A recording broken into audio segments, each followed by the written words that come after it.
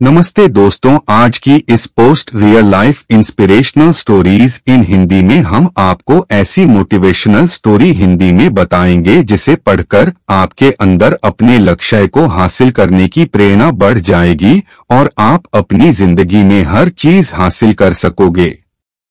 एक किसान और उसके पोते की कहानी।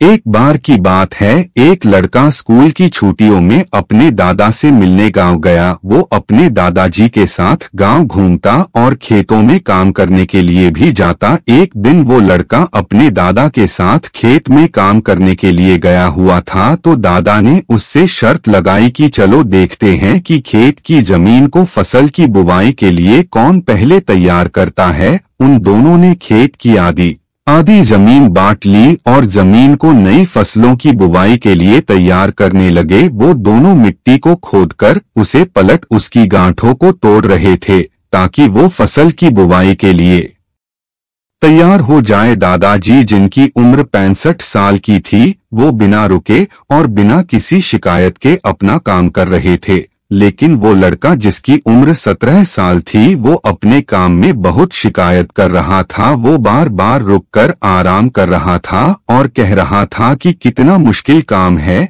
लेकिन उसके दादाजी बिना रुके और बिना थके काम कर रहे थे। फिर जब शाम हुई तो लड़का देखता है कि दादाजी ने अपने हिस्से की सारी जमीन की बुवाई कर ली है और उनके हिस्से की जमीन अब फसलों की खेती के लिए तैयार है, लेकिन उसके हिस्से की जमीन में अभी आधी जमीन का भी काम पूरा नहीं हुआ था। वो लड़का बहुत हैरान होता है कि दादाजी ने इस उम्र में भी उससे ज्यादा काम कैसे कर लिया। वो दादाजी के पास जाता है और उनसे पूछता है कि आपने इतनी उम्र में इतना काम कैसे किया। तो दादाजी ने जवाब दिया कि जब भी हम सोचते हैं कि काम कितना मुश्किल है या फिर अभी कितना काम पड़ा है तो हमारा मन बहाने बनाने लगता है। इन सभी बातों के बारे में सोचना ही हमारे काम को और ज्यादा मुश्किल बना देता है। इसलिए समझदारी इसमें ही है कि हमें अपने तय किए हुए काम के बारे में ज्यादा सोचना नहीं चाहिए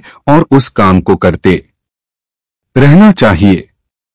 सिख। इस कहानी से हमें ये सीख मिलती है, यदि हम तय किए हुए काम के बारे में ज्यादा सोचते हैं तो वो काम हमें बहुत ज्यादा कठिन लगने लगता है। इसलिए हमें अपने काम के बारे में ज्यादा सोचना नहीं चाहिए, बल्कि उसे शुरू करके खत्म करना चाहिए।